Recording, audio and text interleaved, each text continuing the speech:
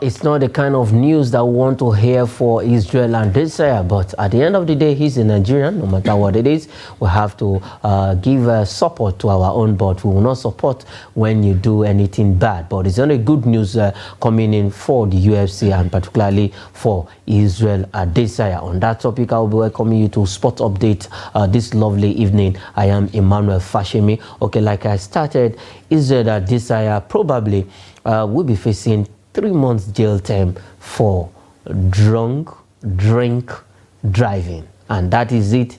When you commit such an offense in New Zealand, you are going to face 3 months jail term as it stands. And I have Lawale Peters to actually do justice to this and other story for Israel Adesanya after he lost his fight just of recent, and now he's into another trouble for drink driving. And you know, it's an offense. It's only in Nigeria when you are drunk. Nobody question you, even when you are driving. A lot of, even yesterday, I witnessed that a driver was drunk and he just take the grace of God. Who stopped him? Nobody. In fact, we had to come down from that vehicle. So as it stands right now, he committed such an offense, and now he's going to face, I believe, after he lost that fight, I think Israel Adesanya should be doing more to see how he can win back that bet. Okay, and thank you, Emmanuel, for having me. It's my pleasure back to the studio this evening. So I think what Israel Adesanya need a psychologist. You need someone to really talk to him. And that's the truth. Because, excuse me, this is not the next thing for you to do after losing your belt. This is not the next thing for you to do. And I hope it is not as a result of him losing the belt that made him to be frustrated, to be drinking, to be drunk, and driving at the same time. Because you know, this is a country that they have a process. They have check and balances. They have maker and checker. This is not a country, like you rightly mentioned, that in this country, Nigeria, you can drive from Abuja, you'll be drunk, and you go to Lagos. Nobody stops. Go to Maiduguri.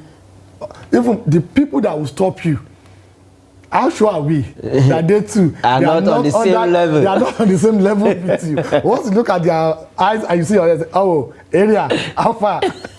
So that is the problem. But when you are in a developed country like that, you don't do that. It's sad, it is bad, and to be honest with you, I will only pray for him, but I will not support him, because supporting him doing the wrong thing.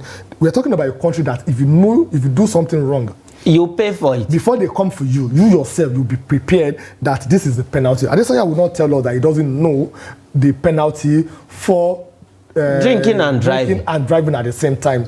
He does, so he should be ready to face the consequence. That's why I said earlier on that what he needs right now, he needs a psychologist. He needs someone to really sit him down, to talk to him, to talk senses into him, to let him know that, come on, you've lost the belt, but that doesn't mean you've lost.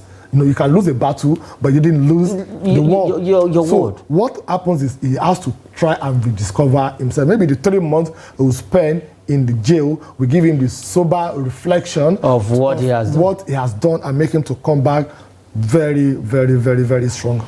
Okay, very, very strong, like Olawale has said, because in that fight against Strickland, I think there's a clause that has a rematch between him and Strickland, and that is what we are looking forward to for Israel Adesanya to actually do and win back his belt. He needs a psychologist that will talk some senses into him. If you lose a fight, doesn't mean you've lost the world. You are still the world champion. Strickland beating you just once doesn't mean that everything has ended, and you have another opportunity to take on that fight again. Okay, let's leave that story and go straight to Tunisia. But Tunisia back to Nigeria, because right now, ever since they came third in the African Under-18 Women's Handball Championship, I think there has been commun's praises for these particular young ladies who did Nigerian proud in Monastir, Tunisia. And now the president of that federation, Sam Ocheho, that is the Handball Federation of Nigeria, President Sam Ocheho, said their achievement in Tunisia was due to teamwork. Olawale Peters, the president, also is very happy that these guys have come back with the bronze medal against Angola. It ended 28-24 in that third place match. Yeah, and I'm very happy that he's been sincere also, and by saying it is the teamwork that made the ladies to achieve what they achieved, not that it's because of what they did for the ladies. So I think it's been very sincere. We're having some people with sincerity, sincere in this country, not to take the glory for what they did not decide, because that has been the situation in this country. For the ladies, they did very well. They did us proud. And like I said earlier in the morning during the show, that is like the women, the ladies this time around, they're the one making Nigeria proud. We spoke about Patience Ndidi, the referee that will be representing Nigeria in the CAF qualifiers. Now we have the ladies also now coming back with the handball with a medal. So I think it is high time, sincerely, that we need to give more recognition to the ladies. Whatever amount that we are paying their male counterparts should be increased.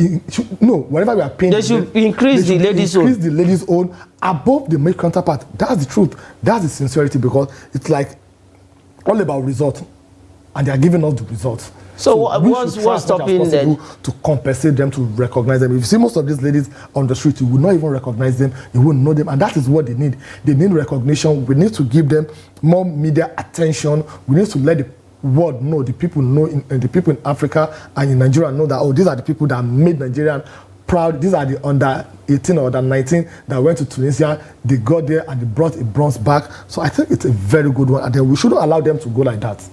You don't allow them to go like that, in the sense that if you are looking at qualifying for Olympic, it's not. They've even qualified for the World Cup. Yes, that's what I'm saying, that even for the Olympic and for other future competitions event, with the teamwork, with the unit work that they have right now, they should be the same team that will be progressing. Not that after this they qualify for the World Cup. Don't be surprised when they are going for the World Cup. Most of these ladies will not be there to represent Nigeria again. That is when whom you know. Our major problem in this country, nepotism, will set in. My brother, my sister. My brother, my sister, my uncle, from my region, from my religion, everything will set in, and nobody will care about these ladies again. So that is what we are talking about this time around. Let those that work for it, for the ticket, let them be the one that will represent the country again. So that is when we know that you are rewarding what? You are rewarding hard work. So that's the situation. That is what we need to do right now. You should go beyond this. You should go beyond this. If you want to try and introduce 1 or 2, 3 other players, fine, it's okay. Not that you should just disband the team and about bring 40 or 50. But I believe in Sam Ocheho. He will not allow that happen, because that team, I think I have a close ties with them. Some of them were playing at the under 12, under 11, and the youngest among them when they were under 12 was 10 years of age, and now she's still in this team. She's from Kwara State, fantastic player, very small in nature, and she's a very good player. So I love what Sam Ocheho did. He didn't take the glory. It was due to teamwork, and with Sam Ocheho, I think this team will be kept together, because he's a man of his words. He's never go back on it. So I believe, like you opine, they can add 1 or 2, 3 players to join them, because they actually kept the team from under 12 to under 18, and now they've won a trophy medal for Nigeria, and they will be going to the World Cup, and that is a very good one from Olawale Peters. They should add like 2, 3 to join this team and see how they can at least not refresh the team, not by taking them out, because they already have an understanding within themselves. Okay, let's leave that story and talk about one Nigerian player, a Super Eagles player, who has rediscovered himself. I'm one of those who actually was not happy for the move he made from Belgium to England. But this time around, I think someone has actually talked to him. Hey, my brother, you need to leave this place and go elsewhere and revive your career. And we're talking about Paul Onuachu, who has gotten his 2nd league goal for Trabzonspor. Despite that, the defeat, he was able to score for his new team. 2 goals in 2 games for him right now. Olawale Peters, at least Onuachu is coming back gradually. Yeah, Onuachu, a fantastic player, former best footballer in Belgium. In Belgium in 2021. And when he was in his former club in Belgium, he played 114 matches and he scored 79 goals. That is a fantastic record. And it was that performance that prompted Southampton to go for him. And sincerely, I didn't blame the move, because nobody is seeing his good work. 114 matches and 79 goals. And he won the Golden Boot during that season. Back to back. Back to back. So that shows that he has what it takes. He's a prolific striker. So what he needs to do is to go to the best league in the world where everybody attention is. But not Southampton. What if other clubs are not coming for him? You start from somewhere. But I thought he would have even... Don't forget where Dennis started from. Watford. Yes. Don't forget that. Even in our own Awuni right now, Nottingham Forest. So you start from somewhere. So far it is Premier League. If you are prolific, if you are good, you start from there. So I don't think it's a bad move for him, but I think it's a good move for him the moment he realized that, oh, okay, this league, it's not working for me because he has played 7 matches. No goal. No goals. And it's like, oh, this is not me. Let me go somewhere else. And he got there, 2 matches, 2 goals. So that means it's rediscovering himself. You know, at times you think something is the best for you until you do what? Until you try it. Until you try it and you discover that no, this one. I thought he would have even learned from Joe Aribo, because Joe Aribo also left Rangers, yes, where he was, let me say, a star. And he went to Southampton. At the end of the day, there's nothing to talk about or to write about Joe Aribo. Are you saying Southampton has a problem? I think Southampton has when it comes to Nigerian players. Yes, they have a problem with Nigerian players.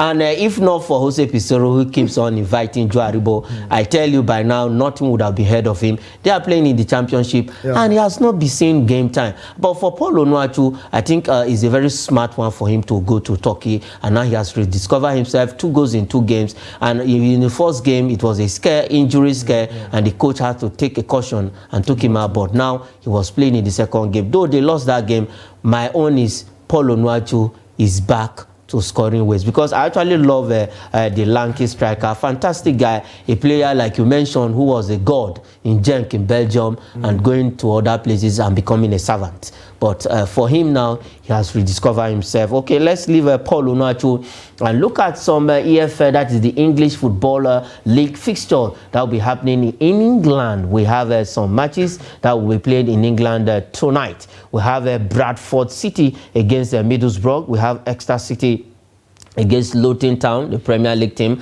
We have Ipswich Town against Wolverhampton Wanderers, and we have Mansfield will take on Peterborough United. We have Port Vale against Sutton United, and Sarsford City will battle Burnley, and Manchester United, the almighty Manchester United, fumbling Manchester United, not informed Manchester United, will be at, some people say no more Old Trafford, just remove the old.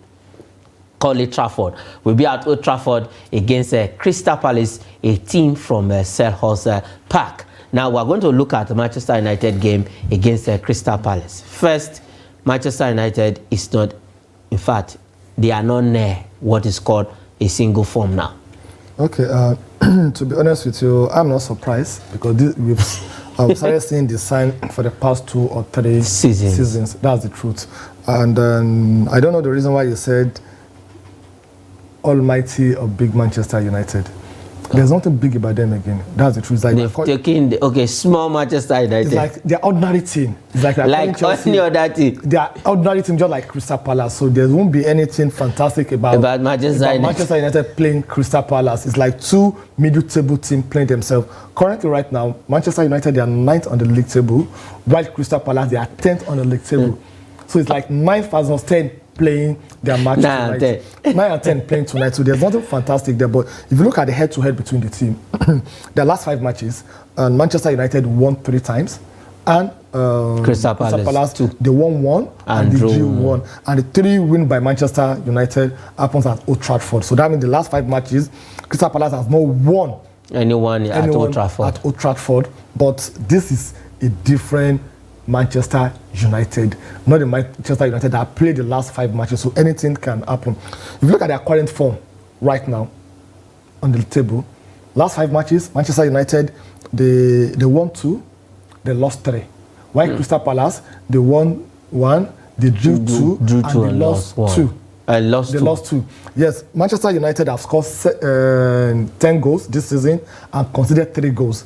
While Crystal Palace, they've scored 7 goals and considered in all competition. Manchester United have even considered more than that.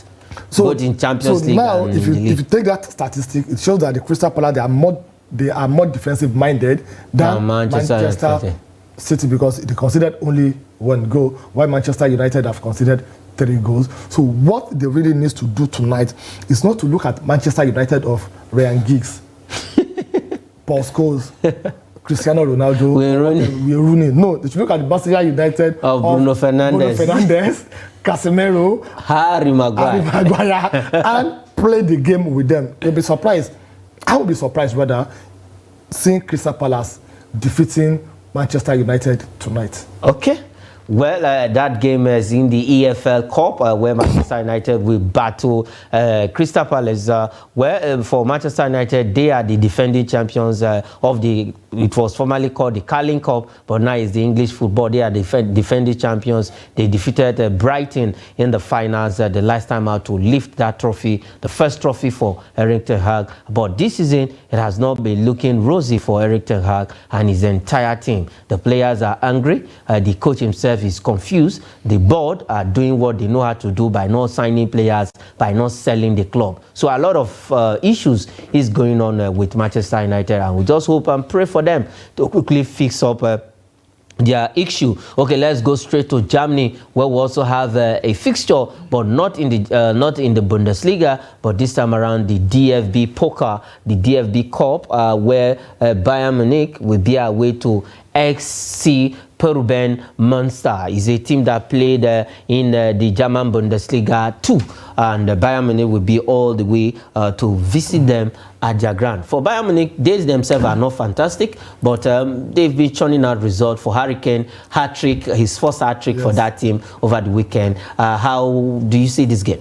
Okay, I'm sure the Munster in the FC name will not Monster Bayern Munich. It will not monster Bayern Munich at all. I say Bayern Munich winning the match. That's the truth. You see, the beauty of having this DFB Cup or the English EFL Cup is giving the other team the opportunity to have an interface, to have a face, to have a feel of bringing everybody together and see what will happen. So definitely, it's not going to be something of worrying for Bayern Munich. I see Bayern Munich winning the match convincingly. They won't have any issue not to win tonight's match. I don't see any surprises happening here tonight. Okay, you don't see any surprises happening in this game tonight.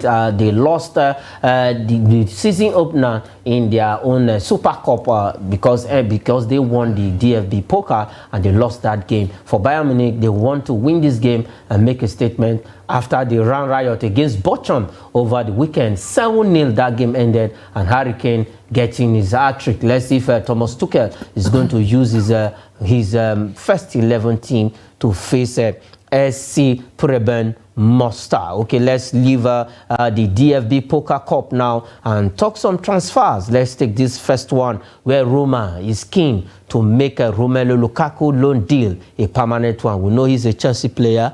Left Chelsea for Inter Milan, came back, and there was no room for him in Chelsea. He himself doesn't want to play for Chelsea, and Roma came up and snapped him up as a loan. They loaned him to Roma, but now Roma is looking to make this deal a permanent one. If he stays in Roma, is it the perfect one for Romelu Lukaku and Jose Mourinho?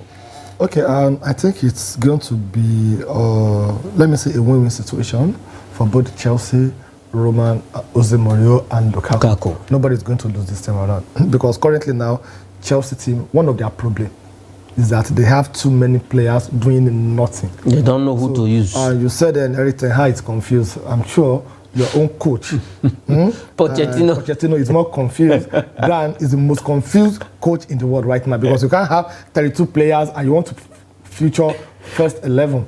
So it will be very difficult for you. So they have over-bloated team right now. So it's not needed. It's surplus to requirements at Chelsea. So the best thing is to let him go. And Roma, a good club, fantastic club, and he's going to meet a coach who he has played with before Chelsea and what have you. So I think it's a very good one for him. Then for Roman Lukaku also on his own part, and I think he rediscovered himself more in Serie A than in English Premier League. So I think it's the best for him if they can work it out, not to be looking at the money involved, because that would be the only problem that will not make the deal to be permanent. But no matter the amount that Roma is ready to offer, it should be a plus to to Chelsea, because currently now, whatever the amount that they are paying is still on sharing basis.